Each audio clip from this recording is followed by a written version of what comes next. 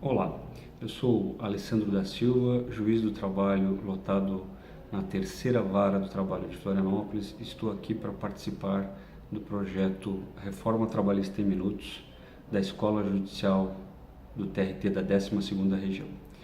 O meu comentário hoje será sobre o artigo 10A da CLT, alterado pela Lei 3.467 de 2017, e que estabeleceu a responsabilidade dos sócios retirantes pelas obrigações da sociedade.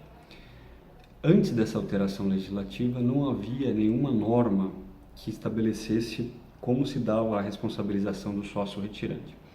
Então, em razão disso, a jurisprudência trabalhista e a doutrina buscaram fundamentar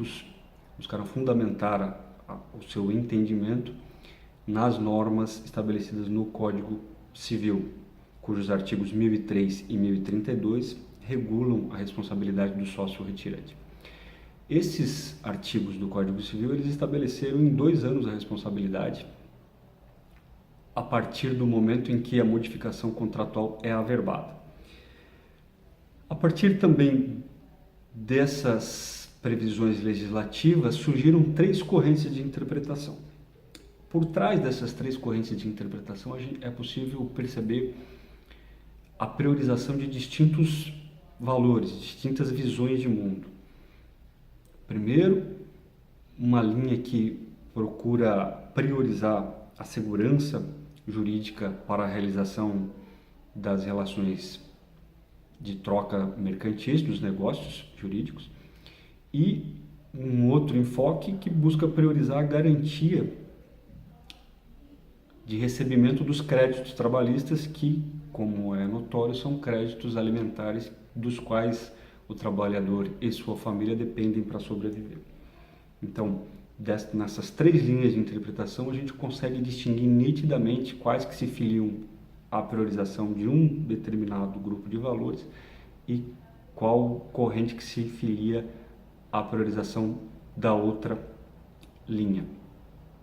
A partir das disposições estabelecidas no Código Civil, a primeira linha de interpretação estabeleceu o seguinte: a responsabilidade do sócio retirante se restringe às obrigações assumidas pela sociedade no período em que ele foi sócio e está limitada a 2 anos a partir da averbação da modificação contratual.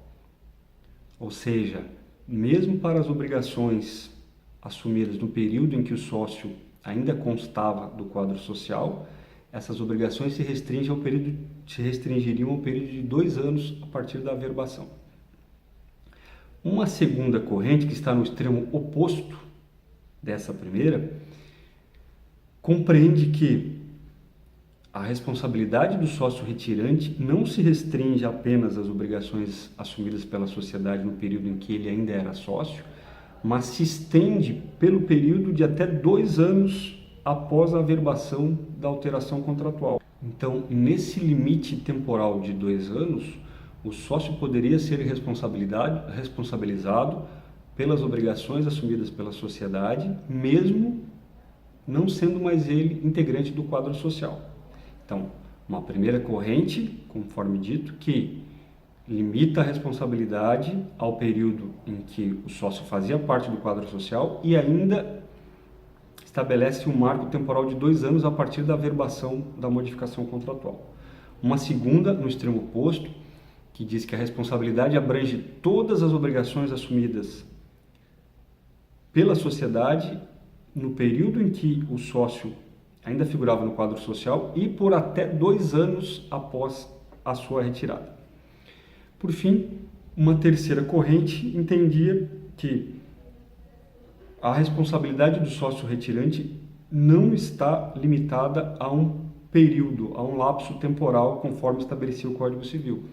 Então, o sócio responderia por todas as obrigações trabalhistas assumidas pela sociedade no período em que ele era sócio, sem o estabelecimento de um limite temporal.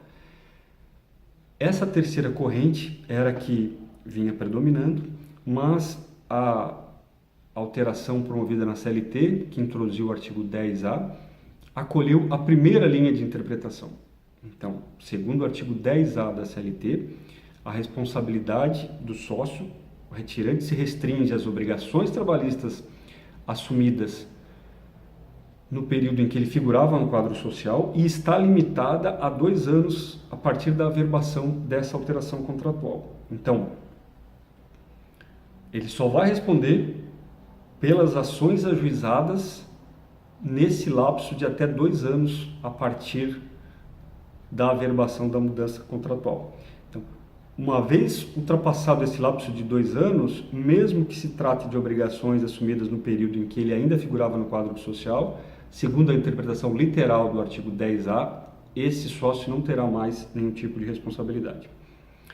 Além disso, uma modificação muito relevante é que, ao contrário do Código Civil, que prevê a responsabilidade solidária do sócio retirante, a CLT, no artigo 10, estabeleceu que essa responsabilidade é subsidiária.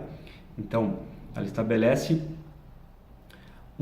uma ordem de pessoas que devem responder pela obrigação. Em primeiro lugar, a própria pessoa jurídica, em segundo lugar, os sócios que ainda figuram no quadro social e, em último lugar, o sócio retirante. Então, a responsabilidade do sócio retirante, segundo o artigo 10A, passou a ser uma responsabilidade subsidiária.